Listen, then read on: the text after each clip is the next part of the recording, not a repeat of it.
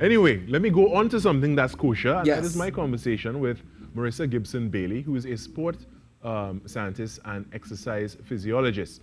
So, and she has a guest as well, but I will let her introduce the guest. Good morning, Marissa. Good morning, guys. I'm enjoying this. It is great to be linking with you again, and we continue the Yes, good conversation morning. about the interrelatedness of sport science and physical education. Keishan, And you yes. have a guest with you this Yes. morning. Yes, I do. Dr. Lisa Mohan Watts. Good Good morning, morning. guys. Good morning. Thank you for joining us as well. Thank you, and good morning, Trinidad and Tobago. Yes. Wonderful. So let's get right back into it, right back into the conversation that we started last week. I want to ask you each the same question. Based on your training and professional experiences, what are both of your views on physical education? Lisa? All right, well, as a former physical education teacher, I can tell you that physical education is vital for establishing and maintaining health and well-being, not only at the school level, but also throughout the lifespan. So the skills and experiences that one learns through participation in physical education activities can shape and mold that individual and how they view life and how they maneuver through their life as well. And So sorry, go you go ahead. on. You go All on, right, so please. physical education helps to develop students' physical competence and knowledge of movement. And it also helps to develop, from a psychological perspective, it helps develop confidence and other generic skills such as collaboration, communication, creativity, critical thinking, aesthetic awareness, those types of skills. So I would tell you that physical education is a vital part, not only as my experience as a former physical education teacher, but also from a psychology perspective as well. Wonderful. Don't we And need this for our nation, Carrie? what's that, Marissa? Don't we need this for our nation? Yes, we do. And I know we were chatting about it last week and you gave your views, Yeah. but is there anything you would add to what Dr. Liza was saying? Lisa. Um, Basically, it is, I would keep saying all encompassing. And I think that in this moment, in this period that we're going through, that really a serious focus should be paid to physical education, especially in the pre-primary and even secondary school, as to how you could utilize this concept to be able to ingrain in the minds and the habits of our young people the effort of health and fitness, the effort of thinking, as Dr. Mohan Watt said, collaboration, critical thinking. How could you use this period to ingrain in our young people so that when we come out of it, that's what we need right now, Right. to think, to critically think, to be physically active, to reduce a lot of our economic costs. This is one of the areas that we need to have a lot of quality injection in. Yes, and I would like Dr. Mohan Watts to weigh in here. Briefly, how would you describe the relationship or the link between physical education and sports psychology? Now, people might think that there isn't a link because, I mean, when you think about physical education is education through the physical, and you think about it at the school level. Right. But there's a lot of psychology that is in play during that time.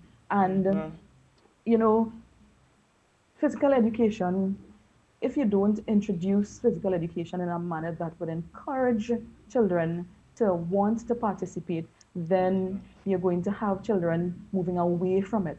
So the psychological principles would teach you that you must, at particular levels, focus on certain things that would help children to be motivated, to enjoy, to want to be part of physical activities. There are children who are obese. There are children who have physical and mental incapacities. And if you don't introduce physical education in a manner that would encourage them to want to participate, then you're going to push them away. And we all know what the benefits are of participating in physical activity to become physically fit, not only at the school level. And it is very important to engender this at the school level, because once you engender that there, then children will take those skills, attitudes, values throughout their lifetime. And as a result of that, you would have a healthier individual, and you will also have a healthier Trinidad and Tobago as well. And Marissa, in the Point. sports science setting, how does sport psychology and sport physiology interact? Well, as we said last week, and I'm gladly says here, because the both of us, we worked with national athletes, both individual and team sports. And we have had a very interesting collaboration when we've done our separate analysis and then had to come together to discuss that athlete. It is very much connected. I do not see athletes or teams benefiting only from one aspect of sports science. For example, in the UK setting, sports science for them is just sports psychology, sport physiology, and sport biomechanics.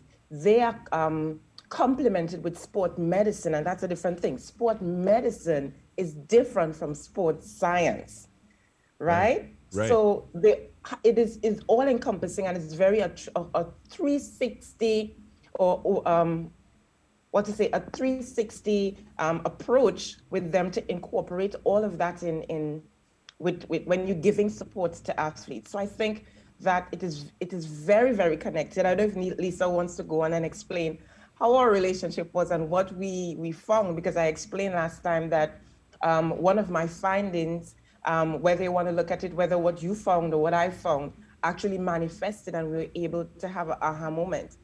Yes, actually, I remember us doing that performance profile, and when we compared our performance profiles, the information that we got there was so vital to helping, the athletes.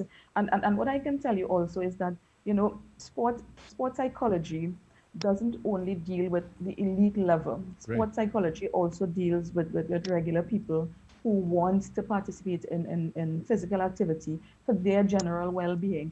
And the physiological benefits of participation in sport and exercise are numerous. And Marissa, I'm sure she has attested to this over the period that you all have been having this program. And I'm sure that she has educated you guys on all those benefits. But from a sport psychology perspective, just at the sport and exercise level, sport psychology can help to teach people how to enjoy sports. It can help you to stick to an exercise program. There are a lot of people who procrastinate.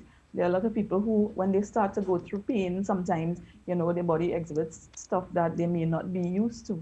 And when they experience those symptoms, they want to move away from.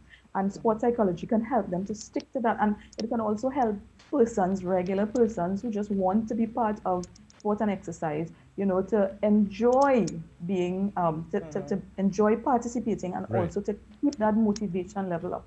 Now, from the elite perspective, and I will have to stick a pin in it right there.